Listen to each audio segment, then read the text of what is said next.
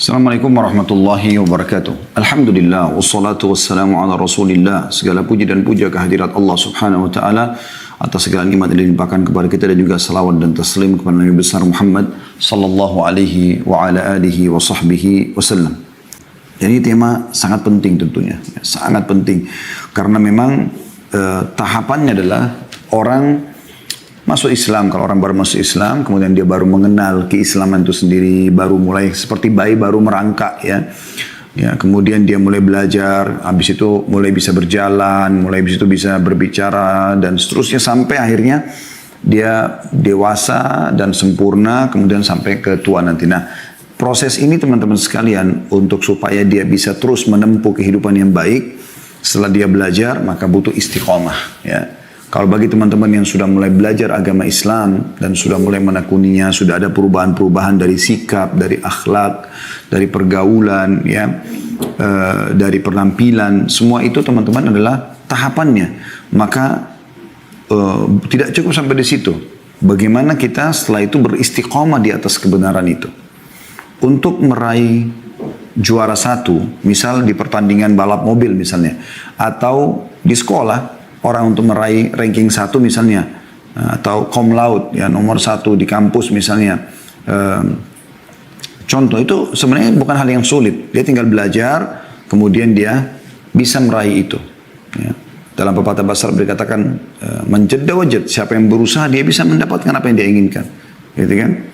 Dan Allah SWT juga memastikan walladzina jahadu fina lahdiyannahum subulana. Orang yang berusaha bermujahadah menuju ke jalan kami, kami akan mudahkan dia yang menuju ke jalan-jalan kami. Nah, namun teman-teman sekalian, ada hal yang lebih penting daripada itu. Dan ini yang banyak tidak difahami oleh para juara ya. Setelah mereka meraih juara 1 misalnya, ranking 1, mereka tidak mempelajari kiat setelahnya, yaitu istiqomah. Bagaimana dia tetap selalu menjaga ya, di ranking 1 itu. Dan ini banyak sekali dalam kehidupan manusia, orang pada berguguran justru karena tidak paham masalah ini. Mereka setelah dapat merasa puas, selesai, sudah pernah ranking 1 di kelas 1 SD, kelas 2, kelas 3 nggak penting, maka dia jadi terpuruk sekali. Atau mungkin dia pernah ranking 1 di SMP, SMA, kemudian dia terpuruk, dia di kelas 1 misalnya dia ranking, kelas 2 tidak, kelas 3 tidak, dia tidak penting. Atau dia pernah mendapatkan nilai cum laude di kampus, udah tingkat 1 cukup, ya, selesai, yang lainnya nggak penting ya, gitu. Atau dia pernah meraih sebuah juara ya, balap mobil, balap sepeda, apalah kira-kira mungkin yang mubah dalam agama. Setelah itu dia tidak penting lagi, tidak penting bagi dia mempertahankan. Nah, ini banyaknya sang juara-juara ini ya, memang sebenarnya setiap muslim dianjurkan untuk menjadi juara, mengejar prestasi terbaik dunia dan akhiratnya, gitu kan. Maka mereka gugur-guguran karena justru tidak pindah kepada perangkat yang penting setelahnya, itu istiqomah. Yang penting adalah bagaimana seseorang untuk mempertahankan prestasi yang sudah didapatkan. Anda sekali sholat malam, deraihkan itu, sudah dapat. Jangan cuma 1 malam. Bagaimana Anda istiqomah mempertahankan sampai meninggal, ya gitu. Sekalian Anda puasa Senin Kamis, bagaimana Anda istiqomah untuk selalu puasa Senin Kamis. Sekalian Anda zikir pagi petang, bagaimana Anda zikir pagi petang sampai meninggal. Sekalian Anda sedekah, bagaimana Anda sampai meninggal bersedekah. Sekalian Anda bakti selamanya. Sekalian Anda memaafkan selamanya. Dan seterusnya. Begitu juga dengan proses dunia. Sekali Anda membuka satu perusahaan dan Anda berhasil, maka jangan diam di situ. Selalu saja untuk mempertahankan, bahkan meningkatkan kualitas. Itu namanya istiqomah. Ya. Istiqomah itu yang dimaksud di sini. Ya. Jadi ini semua untuk memperdekat makna istiqomah itu. Supaya kita memahami teman-teman sekalian. Jadi ini penting sekali. Sehingga Anda tidak termasuk orang yang berguguran setelah Anda meraih sebuah prestasi. Setiap sudah mencapai sebuah prestasi teman-teman, kesuksesan, maka pertahankan dengan cara istiqomah. Ya, seperti itulah. Nah, ada pertanyaan seorang sahabat mulia sekali. Di dalam sebuah hadis yang sahih. Sahabat ini bernama Sufyan bin Abdullah radhiyallahu anhu. Julukannya Abu Amr atau Abu Amrah ya. Tapi jelas namanya Sufyan bin Abdullah radhiyallahu anhu. Beliau berkata, "Ya Rasulullah, qul li fil Islami qawlan la as'alu alaihi ahadan ba'dak." Wahai Rasulullah, sampaikan kepadaku, ajarkan kepadaku satu kata ya. Sebuah ajaran dalam Islam yang mencakup ajaran Islam itu. Sehingga aku bisa faham, oh Islam itu ringkasnya ini gitu. Yang aku tidak perlu lagi bertanya kepada seseorang setelah Anda. Maka jawaban Nabi SAW luar biasa. Satu kalimat pendek, karena ini orang minta kaulan. Satu kata, ya, satu perkataan. Ya. Maka Nabi SAW pun menjawab dengan apa yang dia minta. Dan ini termasuk dalam jawami'il kalim. Salah satu kelebihan Nabi SAW adalah beliau punya jawami'il kalim. Artinya dalam satu kata ringkas, paragraf ringkas, tapi mengandung makna yang sangat luas. Gitu kan? Banyak sekali sabda Nabi SAW seperti itu. Di antaranya ini, beliau mengatakan, Kul amantu billah fastaqim. Ikrarkan. Renungi baik-baik dengan akalmu, ikrarkan dengan lisanmu, yakini dengan hatimu, bahwasanya Tuhanku Allah. Setelah itu, istiqamalah. Fastaqim. Artinya, berpegang teguh pada itu. Setelah kau kenal Tuhanmu Allah, maka ikuti semua ajarannya. Apa yang Allah SWT perintahkan, kerjakan wajib ataupun sunnah. Apa yang Allah Subhanahu Wa Taala larang, haram ataupun makruh, jauhi. Istiqamah di situ. Fastaqim. Itu Islam. Kau kenal Tuhanmu Allah, lalu kau jalankan ajarannya atau syariatnya. Selesai urusannya. Itulah Islam semuanya. Dan ini wasiat yang luar biasa gitu. Ibnu Rajab berkata rahimahullah, wasiat Nabi SAW ini sudah mencakup wasiat dalam agama seluruhnya. Udah itu asasnya. Itu luar biasanya, harus difahami. Teman-teman sekalian, orang yang istiqamah ini memang butuh kiat-kiat ya. Butuh kiat-kiat dalam istiqamah itu. Jadi tidak sembarangan orang istiqamah itu. Ya. Karena butuh kalau kita bahasakan kayak kendaraan ya, kendaraan supaya dia bisa istiqamah ya. Karena orang istiqamah itu indah sekali teman-teman sekalian, indah sekali. Anda kalau sudah pertama sekali Anda mau mengerjakan, baru mau start sebuah ibadah, sebuah kegiatan, berat. Karena Anda belum punya pengalaman di situ. Biasanya awal mau sholat malam, berat awalnya. Ya. Anda coba baca keutamaannya, lalu Anda mulai kerjakan. Hari pertama mulai, tapi mungkin masih surah pendek, masih ngantuk. Hari kedua. Tapi kalau Anda terus coba istiqamah, dan ini dalam istiqamah harus dipaksakan. Paksakan. Tanda kutip, Anda paksakan diri Anda. Nanti dia akan seperti bola salju yang makin lama makin membesar. Saya sering bahasakan begini teman-teman rasional. Tolong ini direnungi baik-baik. Dan ini termasuk yang saya lakukan dalam hidup saya. Saya melihat banyak besar sekali efeknya gitu ya. Allah sudah menggambarkan dalam Al-Quran tentang musuh kita. Namanya syaitan. Dia tidak nampak dengan kita. Allah mengatakan, Innahum yarakum min innahu yarakum huwa wa qabilu min haitsu la tarawnahum. Sesungguhnya syaitan iblis, ya, iblis dan syaitan-syaitan pengikutnya semua, bisa melihat kalian dari tempat yang kalian tidak bisa melihat mereka. Dari musuh tidak nampak. Tapi Allah membatasi kemampuan mereka. Mereka hanya sekedar membisikkan kita. Gitu kan? Tinggal kita menolak bisikan-bisikan buruk. Semua bisikan yang mengajak kepada meninggalkan ibadah, bermalas-malasan ibadah, atau terjerumus dalam dosa, syaitan. Jangan diikuti. Selesai. Ya. Dan Allah SWT mengatakan, wa imma yanzaghannaka minasyaitonir nazghun fasta'id billah. Kalau syaitan sudah mulai nazak itu kayak sudah mulai bisikin, sudah mulai. Kita pokoknya ingat saja teman-teman.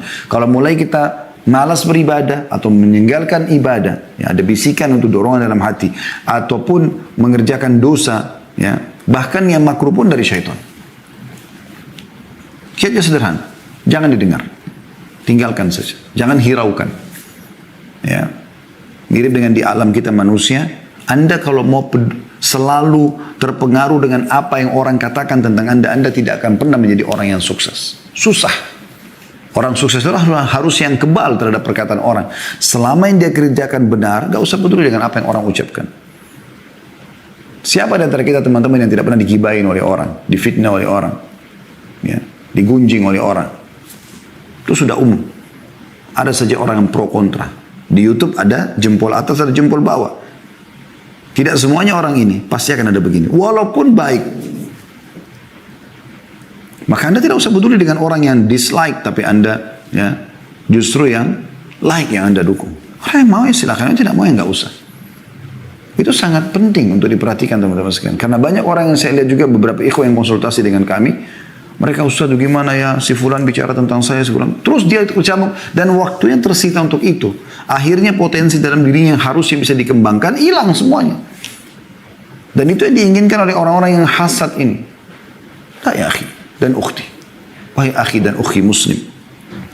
Kalau yang anda sedang kerjakan benar, istiqomah saja. Nggak usah peduli dengan perkataan orang. Rasulullah SAW diganggu agar beliau tergoyah imannya. Ya. Allah subhanahu wa ta'ala mengokohkan Nabi Muhammad SAW sehingga tidak terganggu dengan mereka. Ya.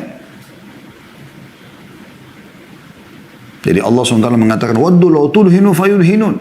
Mereka berharap, hai Muhammad, kau melunak supaya mereka pun mau melunak dengan kamu. Pada saat mereka negosiasi agar Mekah dibagi ibadahnya antara kaum muslimin sama orang kafir, sama-sama ikut ini, orang kafir ikutin ibadah muslimin, muslimin ikut. Apa kata Allah SWT? Lakum dinukum waliyadin. Kalian punya agama, kami punya agama. Sebelumnya kan la abudu ma ta'budun. Kami tidak akan sembah apa yang kalian sembah. Kami tidak akan ikut ritual kalian. Wala antum abuduna ma'bud. Kalian juga tidak usah ikuti ritual-ritual kami. Kan gitu. Dan Nabi SAW pun diganggu. Itu juga dengan kita. Ya. Dan kalau yang kita kerjakan salah, tugas kita bukan mempedulikan perkataan orang. Bertaubat kepada Allah Subhanahu wa ta'ala, memperbaikinya. Selesai. Tidak usah langsung berkecil hati, seakan-akan kita harus berhenti dari kegiatan kita. Tidak, akhi dan ukhti. Semua orang buat salah. Nabi Adam AS buat salah. Nabi Adam AS buat salah. Nabi Adam itu melihat para malaikat. Dalam hadis qudsi disebutkan pada saat Allah SWT menciptakan Adam. Lalu Allah menyuruh Adam AS menuju kepada sekelompok malaikat. Adam AS melihat mereka. Lalu mengucapkan salam dan mereka pun menjawab salam. Adam AS melihat surga. Tapi boleh berbuat salah. Gitu kan? Cuman taubat. Bukan kita menggampangkan agar orang buat salah. Tidak. Karena banyak orang mengecilkan dirinya gara-gara berbuat satu kesalahan. Tidak, akhi dan ukhti. Kesalahan terlihat. Bisa saja terjadi pada orang. Kata Nabi SAW, kullu ibn Adam khatta'un wa khairu khatta'ina tawwabun. Semua anak Adam pasti berbuat salah, tapi sebaik-baik orang yang buat salah adalah orang yang bertaubat. Artinya kalau anda pun salah, oke, janji jangan ulangin sama Allah Subhanahu wa ta'ala. Anda bersihkan kesalahan tersebut, anda minta kepada Allah SWT dimudahkan agar bisa memperbaikinya. Dan tidak usah menjadi perkataan orang. Oh ya, masa lalu saya, itu masa lalu. Saya pernah buat sebuah judul ceramah. Saya berharap teman-teman bisa kembali ke YouTube di playlist. Ada itu insya Allah judulnya Tablik Akbar itu di Sulawesi Selatan ya. Di Makassar tepatnya katakan maaf. Judulnya itu Iya inilah aku sekarang. Iya, inilah aku sekarang. Itu judul Tablik Akbar. Khusus bagi ikhwan dan akhwat kita yang punya masa lalu kelam, banyak dosa. Sekarang sudah taubat mulai istiqamah. Kadang-kadang mereka berkecil hati. Oh, orang dulu tahu masa lalu saya. Oh, orang dulu. Ya akhi dan ukhti. Orang semua punya masa lalu. Siapa di antara kita yang tidak luput dari dosa? Yang penting sekarang ke depan. Allah sangat gembira dengan taubat hamba-hambanya. Ya. Jadi kalau anda punya kesalahan, anda taubat kepada Allah SWT. Anda luruskan. Allah istiqamah. Jangan membuat anda jadi vakum malah. Baik teman-teman sekalian.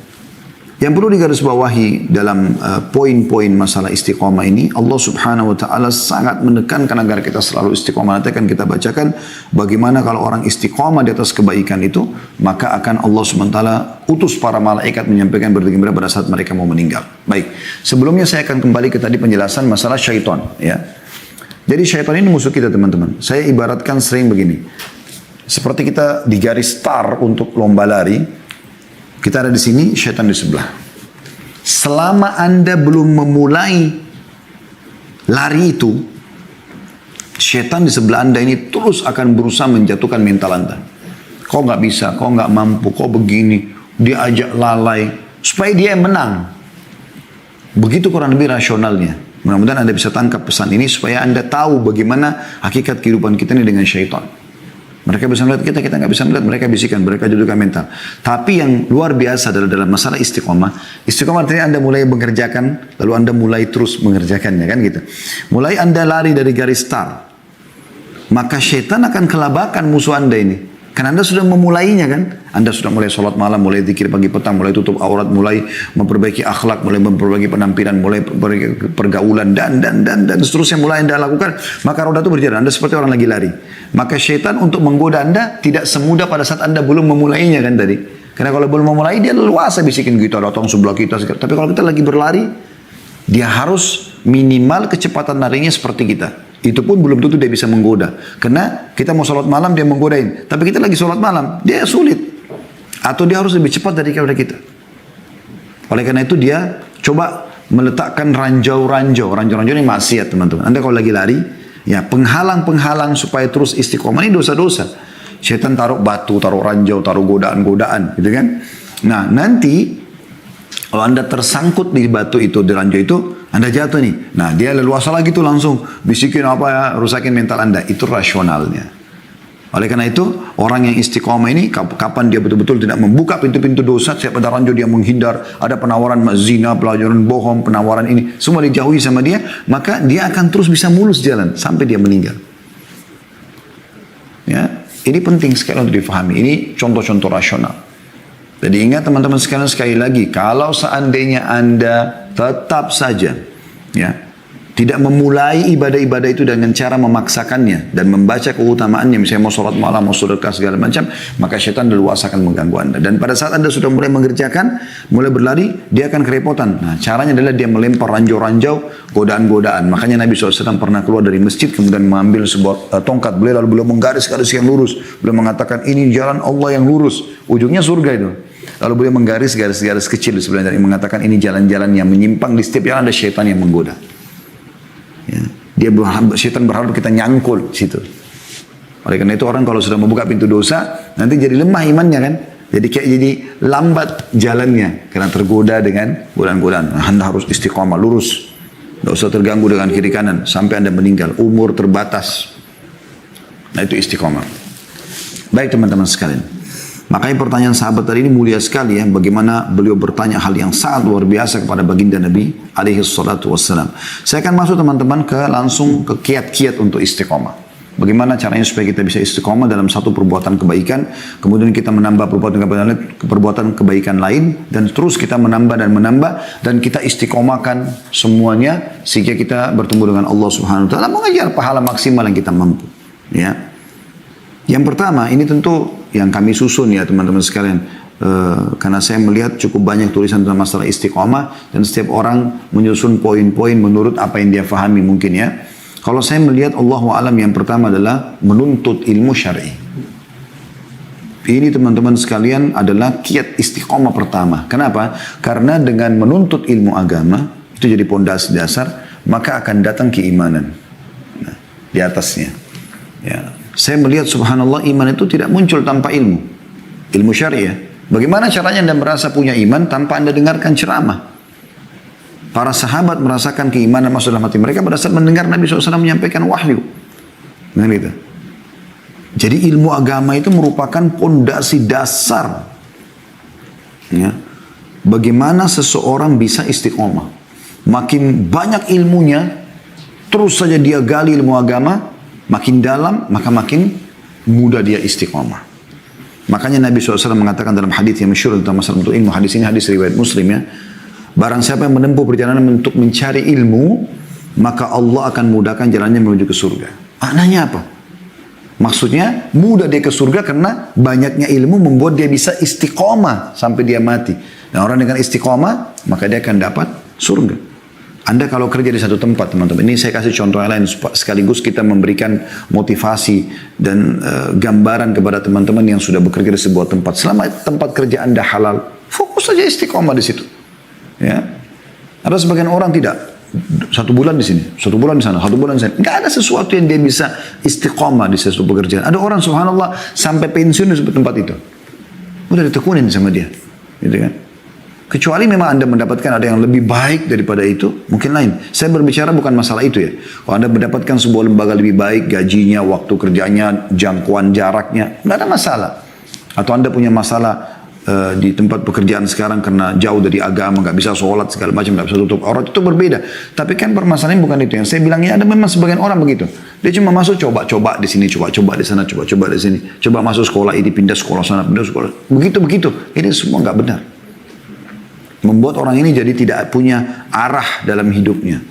Padahal kita butuh sebuah komitmen arah. Ya, Anda harus komitmen dengan itu. Saya begitu buka restoran, udah saya komitmen. Coba kita perhatikan apa ini. Coba kembangkan, coba kita istiqomah sampai berjalan dengan suka dukanya. Kadang-kadang ada rugi, kadang-kadang ada untung. Oke, kita jadikan pelajaran. Alhamdulillah berjalan. Kita buka travel, ini haji umrah, ada suka dukanya. Oke, kita berjalan. Kita coba berikan yang terbaik, ikhlaskan niat. Alhamdulillah semuanya berjalan dengan baik. Kan gitu. Nah, baik teman-teman sekalian. Menuntut ilmu agama ini, itu bukan sebuah pilihan, tapi sebuah kewajiban. Makanya kata Nabi SAW dalam hadis sahih, talabul ilm faridatun ala kulli muslim. Menuntut ilmu agama itu adalah kewajiban bagi setiap muslim, laki-laki dan perempuan. Bukan pilihan. Kalau Anda jadi dokter, jadi insinyur, apalah jurusan-jurusan selain agama, itu sunnah. Tambahan, orang bisa meniat untuk mendapatkan ilmu, memberikan manfaat kepada umat Islam. Tapi kalau menuntut ilmu agama itu kewajiban. Bukan pilihan. Anda wajib tahu sholat, wajib tahu puasa, rukun Islam, rukun iman. Wajib Anda tahu. Itu akan menyelamatkan dari dunia dan di akhirat. Itu akan ditanyakan juga pada mahkamah Allah SWT pada hari kiamat. Sholatmu bagaimana, puasamu bagaimana, ibadah. Maka bukan pilihan. Memasukkan anak ke sekolah Islam, ke pesantren, bukan pilihan. Wajib kita belajarkan agama kepada mereka. Sebagaimana kita juga wajib belajar. Ya. Teman-teman sekalian, orang menuntut ilmu ini banyak sekali manfaat yang dia dapatkan. Banyak sekali yang didapatkan oleh orang menuntut ilmu. Ya. Di antaranya adalah, kalau dia terus belajar menuntut ilmu itu teman-teman sekalian, dia bisa mencapai tingkat derajat para alim. Suatu waktu dia akan terus belajar seperti saya sama Anda sedang belajar terus. Nanti kita sampai pada tingkat menjadi sosok alim. Kita berharap satu waktu Allah SWT berikan kita itu. Sehingga kita bisa menyampaikan atau leluasa memfatwakan ilmu agama ini kepada para muslimin. Ya. Sebagaimana Allah telah berikan kepada sebagian orang dari umat, dari hambanya. Dan kata Nabi SAW, al-ulama warahatul anbiya. Sesungguhnya para ulama pewarisnya para nabi. Kalau kita tidak bisa ketemu sama nabi, maka ketemu dengan ulama ini satu hal yang luar biasa. Ini punya keutamaan tersendiri. Ya. Makanya kata Nabi SAW dalam hadis riwayat Bukhari Muslim, man yuridillahu bihi khairan yufaqihu fid din. Siapa yang Allah inginkan kebaikan baginya, maka Allah akan fahamkan dia terhadap agama. Sehingga menjadi seorang alim, dia bisa belajar. Ya. Ini keutamaan yang pertama. Bagaimana mereka pewaris para nabi. Dan Allah berikan kebaikan pada mereka. Kalau ada bapak ibu yang belajar agama, kayak insya Allah kita termasuk sekarang. Salah satu sub bahasan agama istiqamah ini kita bahas. Ini berarti Allah inginkan kebaikan buat kita. Buat saya dan buat bapak ibu sekalian yang mendengarkan ceramah ini. Karena berarti Allah mau kita sedang memahami sebuah tema namanya istiqamah. Dan itu. Tidak semua orang punya kesempatan untuk itu. Mungkin ada orang tadinya mau ikut bersama kita di Zoom atau di medsos kita ini, tapi tiba-tiba ada halangan, tiba-tiba ada begini dan begitu. Ya. Atau malas, atau apanya digoda oleh syaitan, bisa saja. Anda yang berhasil ikut, alhamdulillah, berarti Allah inginkan kebaikan buat Anda. Karena kata Nabi SAW begitu. Siapa yang Allah inginkan kebaikan untuknya, maka Allah akan fahamkan agama baginya. Gak mungkin sia-sia insya Allah dalam 1 jam kita berbicara tanpa ada pemahaman yang kita dapatkan, gitu kan. Maka ini perlu digarisbawahi. Juga dalam sebuah hadis, sesungguhnya Allah Subhanahu wa taala menciptakan makhluk dalam kegelapan, lalu Allah memberikan kepada mereka dari cahayanya, cahaya Allah. Maka siapa yang mendapatkan cahaya tersebut, maka dia mendapatkan hidayah. Dan siapa yang tidak mendapatkannya, maka dia tersesat. Ya. Dan cahaya ini adalah ilmu agama.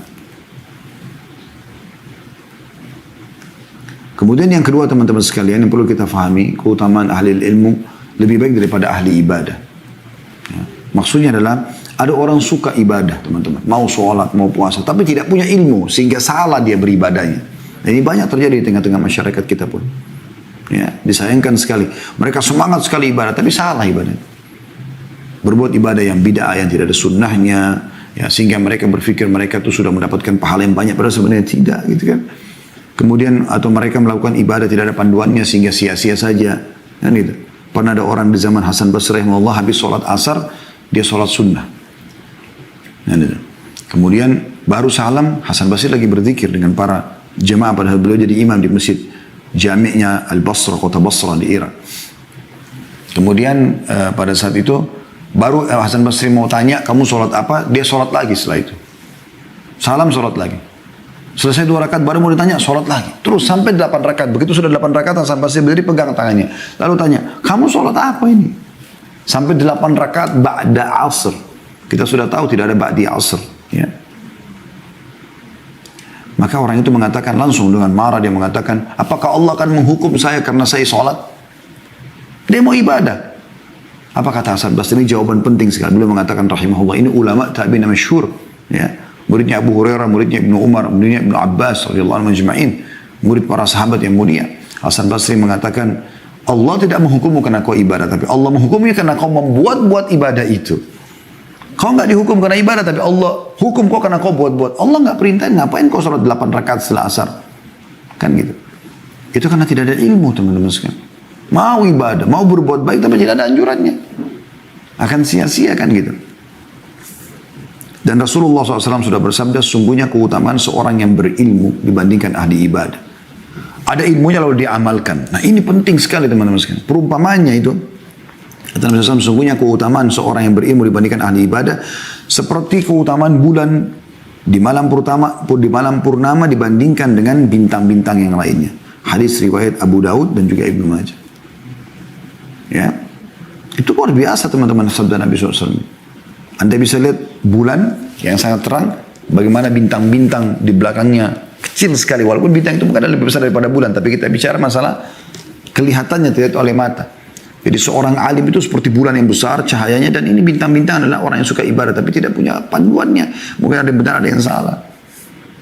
Juga kata Nabi SAW, perumpamaan orang yang berilmu dan kadang-kadang perumpamanya seperti aku dengan orang yang paling bodoh di antara kalian.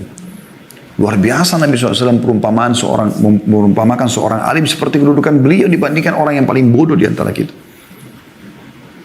Oleh karena itu keutamanya sangat besar, belajar. Kemudian juga yang ketiga adalah terhindar dari, orang penuntut ilmu terhindar dari fitnah, dari laknat Allah Subhanahu wa taala. Selamat dari mara bahaya. Karena dengan ilmu mereka tahu apa yang harus mereka lakukan. Ingat ya teman-teman, ilmu agama ini lebih kita butuhkan daripada makanan pada saat kita lapar, minum pada saat kita haus, tempat tidur pada saat kita capek. Bahkan obat pada saat kita sedang sakit. Karena nanti ilmu agama yang memandu kita mana makanan, mana minuman, mana tempat tidur, mana obat yang boleh dan tidak boleh. Disebutkan dalam hadis di keutamaan yang ketiga ini, masalah menuntut ilmu adalah terselamatkan dari fitnah dan laknat. Hadis yang sahih riwayatkan Tirmidzi dan Ibnu Majah dan dihasankan dalam Sahih Al-Jami' oleh Syekh Albani rahimahumullah semuanya. Sabda Nabi SAW, sungguhnya dunia ini terlaknat segala isinya kecuali zikir kepada Allah dan amalan-amalan ketaatan ibadah. Demikian pula seseorang alim, ya, atau yang belajar. Ini keutamaan penuntut ilmu. Jadi kita luangkan waktu sebanyak apapun teman-teman dalam seharian. Kita mengajar ataupun kita belajar, semua itu masuk yang menghindarkan kita dari laknat Allah Subhanahu wa taala. Karena orang akan belajar tentang hukum halal haramnya Allah. Ya, ini penting sekali yang kita bisa lakukan.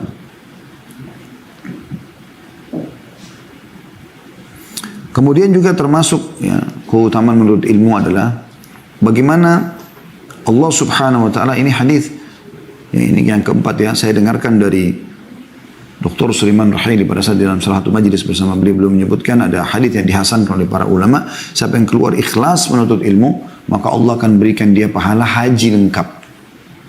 Dapatkan pahala haji. Sekali aja ada keluar untuk majelis ilmu. Mudah-mudahan dengan masa pandemi seperti ini kita tidak bisa langsung bertemu dalam majelis, diniatkan insya Allah dapat pahala itu. Jika keutamaan yang kelima, dia seperti berjihad di jalan Allah. Kata Nabi SAW, siapa yang keluar menuntut ilmu maka dia di jalan Allah. Seperti jihad pahalanya. Keutamaan yang keenam, mereka dilindungi oleh para malaikat. Sebagaimana hadis Nabi SAW. Ya. Sesungguhnya para malaikat menebahkan sayapnya melindungi para menuntut ilmu itu karena ridho terhadap apa yang mereka lakukan. Itu yang keenam atau yang ketujuh. Yang ketujuh sekarang, ya, sesungguhnya seluruh makhluknya Allah memohon ampun untuknya. Ini luar biasa ini teman-teman sekalian. Ya. Sebagaimana dalam hadis yang sahih disebutkan bahwasanya segala sesuatu di langit ataupun di bumi, bahkan ikan-ikan yang ada di lautan memohon ampun untuk seorang pengajar kebaikan yang belajar agama kemudian mengajarkannya. Itu kan luar biasa gitu, ya, luar biasa karena memang ini hal yang sangat nyata di depan mata kita. Allah Subhanahu wa taala mengampunkan atau mengutus ya atau memerintahkan seluruh makhluk untuk memohon ampun untuknya, maka dosa-dosanya dimaafkan. Dan ini karunia apa yang kita ingin lebih daripada ini? Ini luar biasa ya. Keutamaan yang sangat banyak. Tentu keutamaan menuntut ilmu banyak sekali teman-teman sekalian ya. Yang tidak kalah pentingnya adalah yang ke-8 kalau kita bilang Allah meninggikan derajatnya di dunia pun di akhirat. Allah SWT menyebutkan dalam surah Al-Mujadilah ayat 11 yang masyhur ya. Yarfa'illahu alladhina amanu minkum walladhina utul ilma darajat. Al-Mujadilah ayat 11. Allah mengangkat orang-orang beriman derajatnya dan menuntut ilmu. Di antara kalian beberapa derajat dan Allah mengetahui apa yang kamu kerjakan. Ya, pernah Abu Yusuf rahimahullah, murid Abu Hanifah, dipanggil oleh seorang khalifah di zamannya. Kemudian dia dikasih makan. Makanan ini kebetulan makanan yang cukup mahal. Saya subhanallah terlupa sekarang namanya. Tapi makanan ini ada campuran madu, kemudian za'afaran, kacang, semua jenis-jenis kacang-kacangan pilihan. Ini yang makan cuma orang-orang kaya pada saat itu. Subhanallah, saya lupa namanya. Baluj atau apa gitu ya dalam riwayat. Tapi oke lah, tidak lupakan namanya saja. Saya takut khawatir salah. Tapi kisah ini sahih, benar gitu. Abu Yusuf pun duduk. Begitu dia dipanggil oleh khalifah lalu duduk, dia lihat makanan tersebut lalu dipersilakan makan. Tiba-tiba dia tertawa. Maka khalifah mengatakan, kenapa anda tertawa? Dia mengatakan, saya mengingat guru saya Abu Hanifah rahimahullah.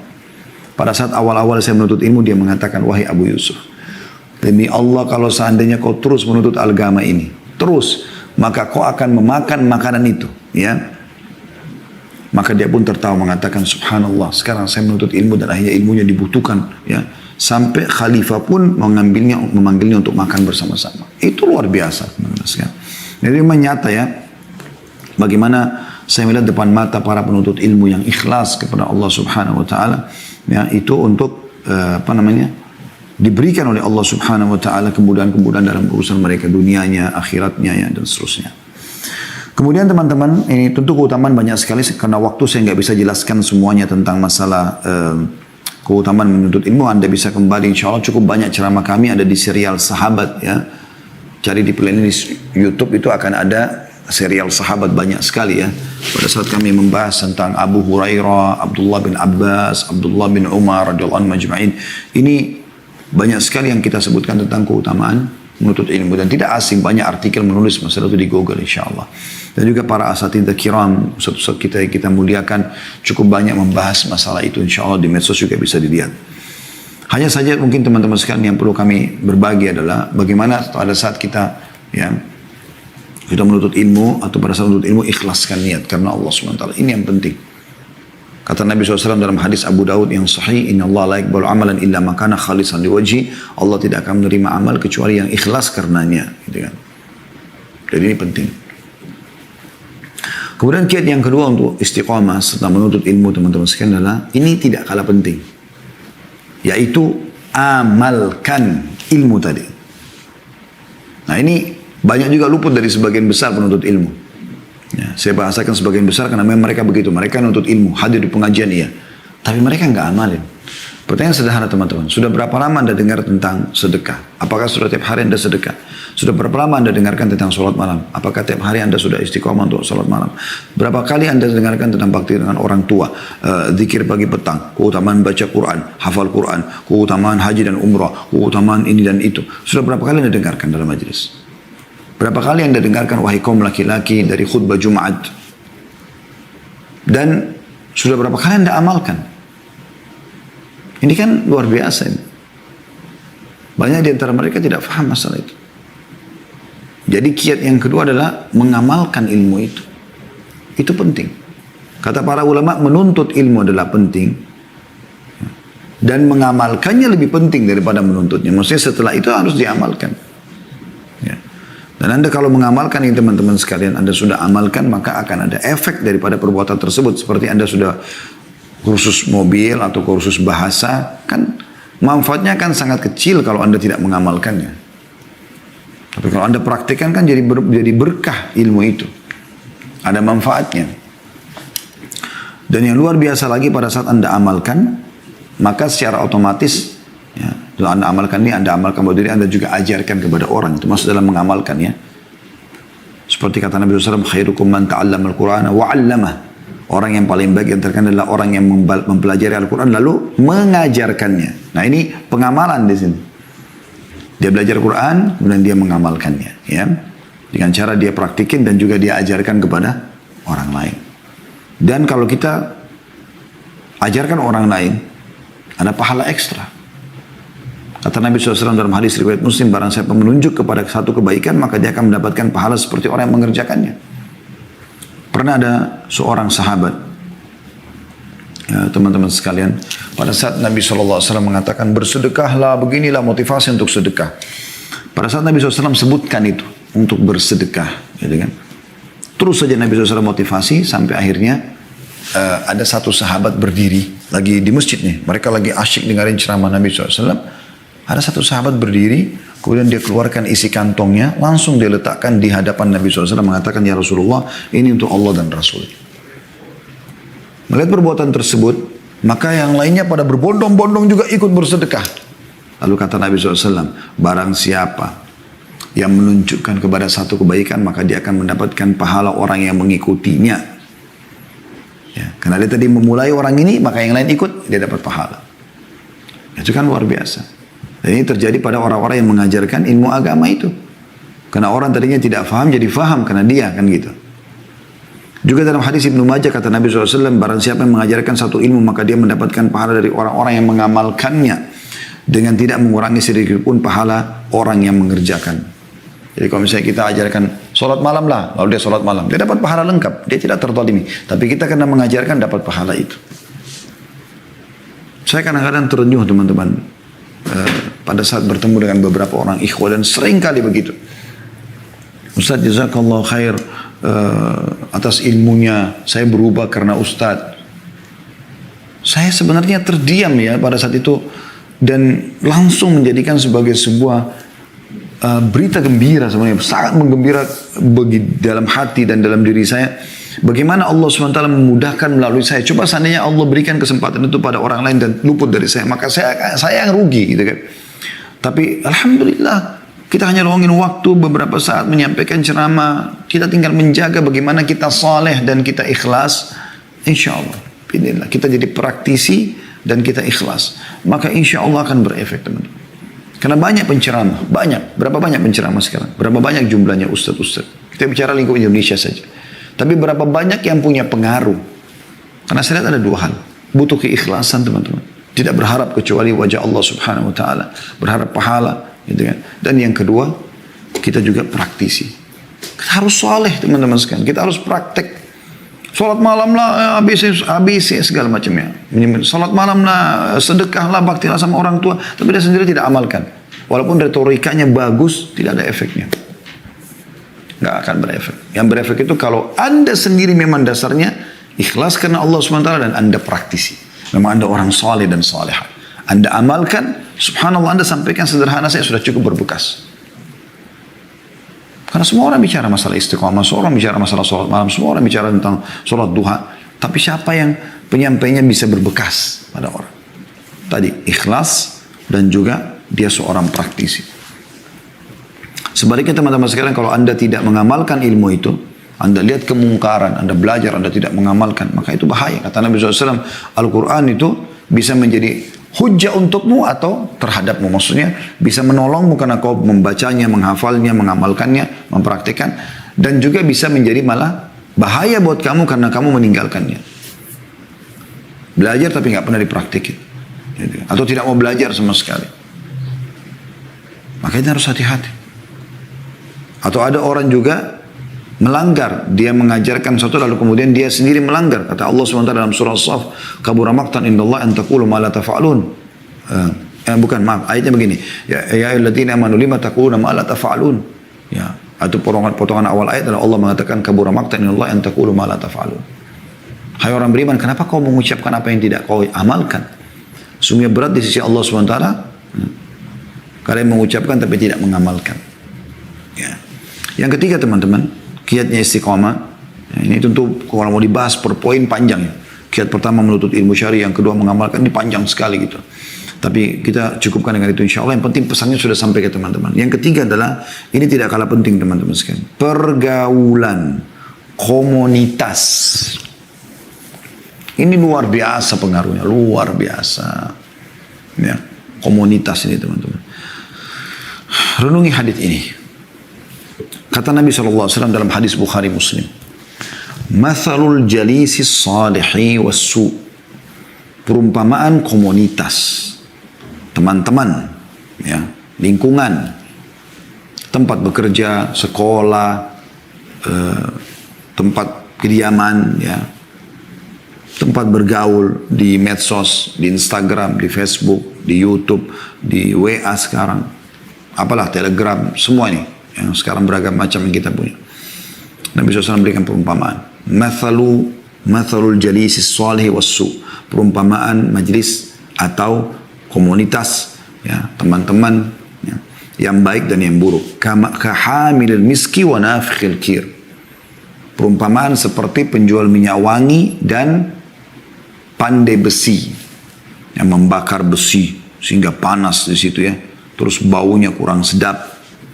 Lalu beliau menjelaskan, fahamilul miski imma an yuhdhiyaka. Penjual minyak wangi itu bisa saja dia memberimu minyak wangi, menghadiahkan untukmu. Wa imma an tabta'a minhu, atau kau membeli darinya. Kau membeli darinya. Wa imma an tajida minhu rihan tayyibah, atau yang paling sedikit sekali, yang sudah pasti adalah engkau mendapatkan bau wangi darinya. Misal ada penjual minyak wangi, kita lewat depan tokonya aja sudah wangi. Kalau kita masuk ke tokonya juga kita cium bau wangi. Saya bolak-balik masuk toko minyak wangi, subhanallah saya ingat hadits ini bagaimana wanginya. Karena ini semprot, yang itu semprot, yang ini semprot, kan bau wangi gitu. Dan memang mereka harus menjual yang bau wangi. Fitrahnya juga manusia suka dengan bau wangi. Kita kalau cium bau wangi itu kayak sengaja kita mau menghirupnya. Beda dengan kalau kita mencium bau busuk, maaf, ya. Kita akan berusaha tutup hidung dan menghindar, gitu kan. Maka Nabi SAW mengatakan, bisa dia memberimu hadiah, kita gembira. Orang kalau dikasih hadiah minyak wangi suka, gitu kan. Kemudian, atau kau beli darinya, jika kau bisa pakai di rumah, atau ya, minimal engkau mendapatkan bau wangi dari dia. Itu majelis yang baik, teman-teman yang baik, komunitas yang baik. Bisa mereka menghadiahkan kepada kita kata-kata yang baik, mereka bersedekah dari rezeki halal. Enak sekali sebenarnya berteman sama orang-orang saleh dan salehah itu, komunitas itu. Karena mereka hati-hati sekali rezeki mereka halal, perkataan mereka jaga segala macamnya. Atau kau beli dari mereka.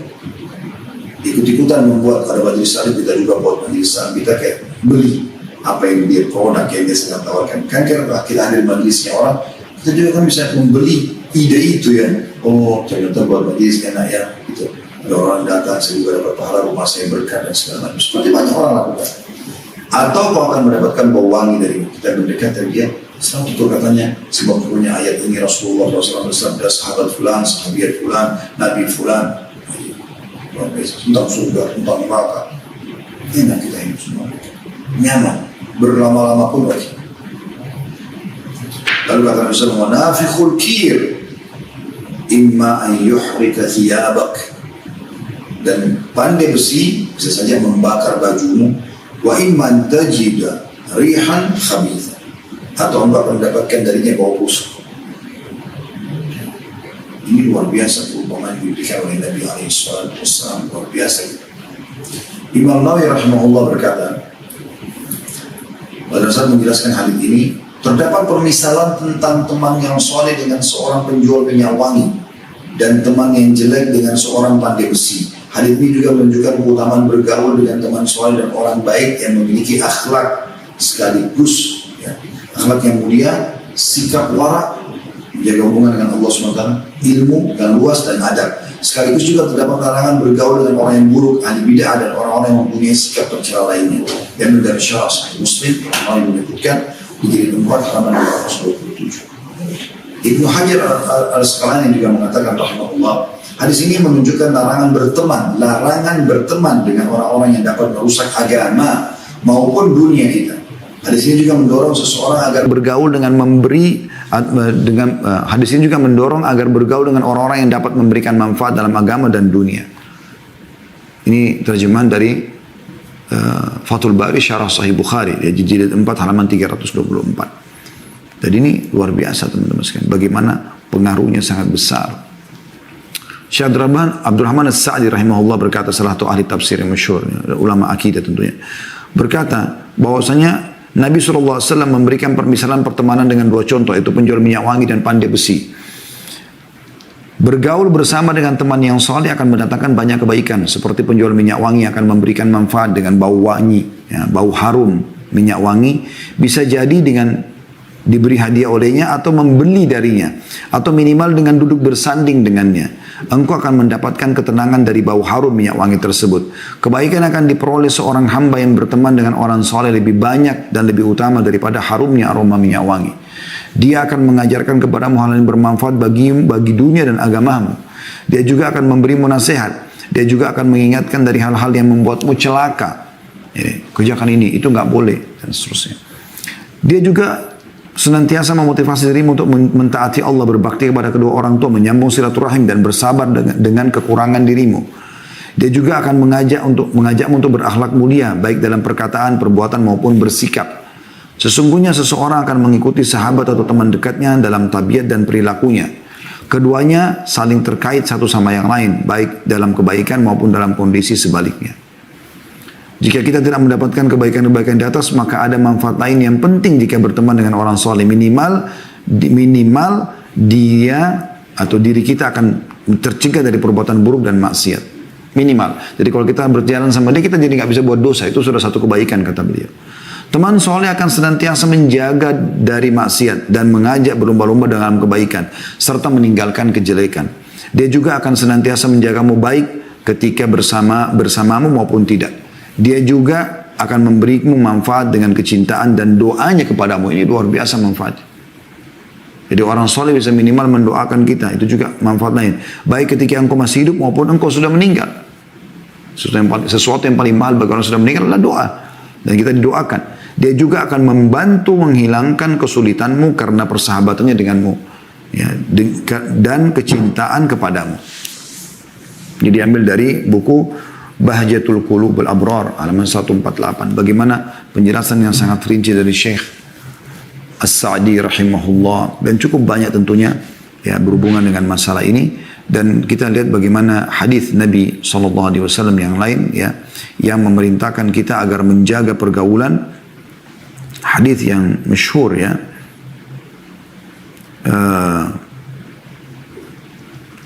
Hadis ini diriwayatkan Abu Daud, Tirmidzi dan disahihkan oleh Syekh Albani dalam silsilah hadis sahihah nomor 927 berbunyi al-maru ala dini khalili. Seseorang sesuai dengan agama sahabatnya, komunitasnya. Falyanzur ahadukum man yukhalil. Oleh karena itu, jelilah kata Nabi, ya, siapa yang akan menjadi teman dekatnya. Jadi mulai sekarang teman-teman kita harus yang baik, yang soleh, yang soleha, ya. Tinggalkan semua komunitas buruk itu. Pengaruhnya besar. Jangan bilang saya tidak terpengaruh, bohong. Apa gunanya kalau Anda cuma performance saja, jilbabnya besar, iya, ya. Celananya sudah tidak isbal, atau penampilannya sudah berjenggot kalau laki-laki, atau kalau azan sudah ke masjid. Sudah banyak penampilan-penampilan sunnah yang dia lakukan, tapi tetap aja teman-temannya buruk. Oleh karena itu, sebagian salafus saleh mengingatkan kalau kau mau tahu tentang pribadi seorang, lihat komunitasnya. Biar kau lihat dia baik, lihat orang-orang sekitarnya. Kalau sekitarnya orang buruk, berarti kau bisa nilai orang ini. Kalau orang komunitasnya baik, maka orang ini baik juga. Ya. Yang terakhir teman-teman yang keempat, dan kita tutup dengan ini, dan saya tidak panjang lebar menjelaskan ini karena ada bahasan khusus panjangnya. Dan ini tidak asing lagi masalah berdoa. Berdoa teman-teman sekalian. Selalu berdoa, selalu berdoa. Berdoa agar kita bisa istiqamah ya, supaya Allah Subhanahu wa taala mudahkan kita istiqamah. Ini penting sekali teman-teman sekalian ya. Karena kalau kita bisa istiqamah sampai kita meninggal, perhatikan manfaatnya teman-teman sekalian. Kita coba baca firman Allah Subhanahu wa taala yang sudah masyhur ayat ini, surah Fussilat. Teman-teman tolong buka surah Fussilat ya. Itu doa ini panjang ya bahasanya, ada judul ceramah kami di YouTube, bisa Anda ikutin, dahsyatnya doa. Dan di playlist YouTube insya Allah ada dahsyatnya doa. 2 jam lebih kami bicara tentang keutamaan doa dan bagaimana kita doa diterima. Kalau saya bahas ini mungkin akan mengambil waktu, sekarang tinggal sekitar 10 menit saja waktu untuk kita buka pertanyaan insya Allah. Dan jelas doa itu adalah ibadah, bahkan dia inti daripada ibadah. Dan selalu berdoa kepada Allah SWT adalah hal yang sangat dianjurkan dalam agama. Sangat dianjurkan. Dalam hadis riwayat Tirmidzi kata Nabi SAW, "Man lam yad'u Allah yaghdab alaih." Siapa yang tidak berdoa sama Allah, justru Allah murka padanya.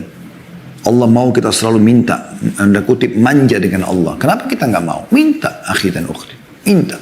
Selama Anda bukan melawan sunnatullah, bukan minta malam dihilangkan, siang dihilangkan, hilangkan jenis kelamin perempuan atau laki-laki, nggak mungkin kan gitu.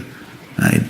Selama Anda bukan hal-hal yang melawan sunnatullah, bukan juga hal yang haram, maka Anda minta kepada Allah Subhanahu wa taala. Minta keturunan, minta ini, minta itu. Dan ingat dalam berdoa sering saya ingatkan ini. Kita berdoa kepada Allah Subhanahu wa taala agar dipertahankan nikmat yang sedang ada.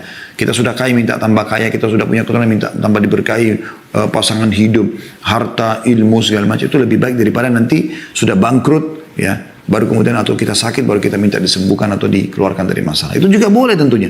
Tapi kenapa kita nggak minta dari awal? Supaya tetap Allah SWT pertahankan. Makanya salah satu doa Nabi SAW, Allahumma inni a'udzubika min zawali ni'amik. Ya Allah, aku minta kepadamu agar jangan sampai terhilangkan dari nikmat-nikmat yang sudah engkau berikan. Wa tahawuli afiyatik, dan teralihnya ya kesehatan kepada penyakit. Wa fujaati nikmatik, dan tiba-tiba datang cobaanmu. Wa jami'i sakhatik, dan semua kemurkaan. Itu doa yang Nabi SAW sering baca. Ya kan? Jadi berdoa teman-teman, berdoa antara azan dan iqamah sepertiga malam, minta agar Allah SWT istiqomahkan kita. Kita kan selalu berdoa kita juga selalu baca dalam Al-Fatihah, ihdinas siratal mustaqim. Tunjukkan kami selalu jalan yang lurus. Padahal kita sudah muslim, tapi selalu kita baca. Dalam sholat wajib 17 kali minimal kita ucapkan ayat. Bagaimana dengan sholat sunnah bisa puluhan bahkan ratusan kali mungkin kita baca Al-Fatihah ini. Ya, ayat ihdinas siratal mustaqim. Baik, kita tutup teman-teman dengan membaca manfaat ya. Atau kalau orang meninggal dunia, maka ini yang dia dapatkan kalau dia istiqamah. Nah, ini berita gembira teman-teman. Yaitu surah Fussilat ayat 30. Bunyinya a'udzubillahi minasyaitonirrajim. Innal ladzina qalu rabbunallahu tsumma istaqamu tatanazzalu 'alaihimul malaikatu alla takhafu wa la tahzanu wa abshiru bil jannati allati kuntum tu'adun. Artinya sungguhnya orang-orang yang mengatakan Rabb kami ialah Allah. Ingat tadi hadis ya Sufyan bin Abdullah radhiyallahu anhu. Berasa beliau mengatakan, ya Rasulullah ajarkan aku perkataan yang kalau aku sudah faham dari anda, aku tidak tanya lagi yang lain. Mengajarkan tentang semua rangkuman Islam. Kata Nabi SAW, ya, Qul Rabbi Allah fastaqim. Qul amantu billah fastaqim. Katakan aku beriman kepada Allah, kemudian istiqamalah. Di sini Allah mengatakan, sesungguhnya orang-orang yang mengatakan Rabb kami adalah Allah. Kemudian mereka istiqamah pada pendirian mereka. Halal nikmati, perintah kerjakan wajib ataupun sunnah, larangan haram ataupun makruh jauhi. Udah sampai meninggal sebentar kok itu ajal datang sudah selesai. Udah mereka istiqomah pada pendirian mereka, maka malaikat akan turun kepada mereka pada saat menjelang mati dengan mengatakan janganlah kamu merasa takut dan jangan merasa sedih dan bergembiralah kamu dengan surga yang telah dijanjikan kepadamu. Ya. Ini luar biasa teman-teman sekalian, luar biasa. Ya. Dikatakan dalam tafsirnya ayat ini teman-teman sekalian ya, bahwasanya kata Ibnu Katsir rahimahullah, sesungguhnya orang-orang yang mengatakan Tuhanku Allah, kemudian mereka istiqomah, maksudnya mereka selalu mematuhi Allah dan meninggalkan larangannya, maka pada saat menjelang mereka meninggal, para malaikat akan datang turun kepada mereka lalu mengatakan janganlah kamu merasa takut, maksudnya takut dengan menghadapi kematian ini. Dan jangan kamu merasa sedih dengan meninggalkan hartamu, keluargamu, istri, suami, anak-anakmu segala macam. Dan bergembiralah dengan surga yang sekarang kau bisa lihat akan mendapatkannya yang telah dijanjikan kepadamu. Jadi manfaatnya luar biasa istiqamah itu ya. Kemudian dalam ayat yang lain Allah SWT mengatakan, kita tutup dengan ini dua surah ya, Fussilat ayat 30 dan Al-Ahqaq ayat 13 dan 14. Al-Ahqaq 14 dan ayat 13 dan 14 yang bunyinya a'udzubillahi minasyaitonirrajim innal ladzina qalu rabbunallahu tsumma istaqamu fala khaufun 'alaihim wa lahum yahzanun ulaika ashabul jannati khalidina fiha jazaa'an bima kanu ya'malun. Allahu akbar. Mudah-mudahan Allah jadikan kita orang yang istiqamah di atas iman, sunnah Nabi SAW, berpegang teguh pada agama ini sampai meninggal dunia. Allahumma amin. Terjemahnya teman-teman surah Al-Ahqaq ayat 13 dan 14. Sungguhnya orang-orang yang mengatakan Rabb kami ialah Allah, kemudian mereka tetap istiqamah, maka tidak ada kekhawatiran terhadap mereka dan mereka tidak pula berduka cita. Gak ada kesedihan bagi mereka di dunia, gak ada kesedihan bagi mereka di akhirat. Mereka itulah penghuni-penghuni surga. Mereka kekal di dalamnya sebagai balasan atas apa yang telah mereka kerjakan. Dan tidak ada keraguan dalam masalah ini tentunya. Allahu a'lam. Ini insya Allah bahasan kita teman-teman sekalian. Semoga Allah SWT mengikhlaskan niat kita dan juga menjadikan kita orang yang bisa beristiqomah ya di atas ajarannya, ajaran Allah SWT, dan di atas iman, maknanya sampai meninggal dunia, sehingga kita mendapatkan manfaat yang dijanjikan di dunia dan juga mendapatkan manfaat yang dijanjikan di akhirat.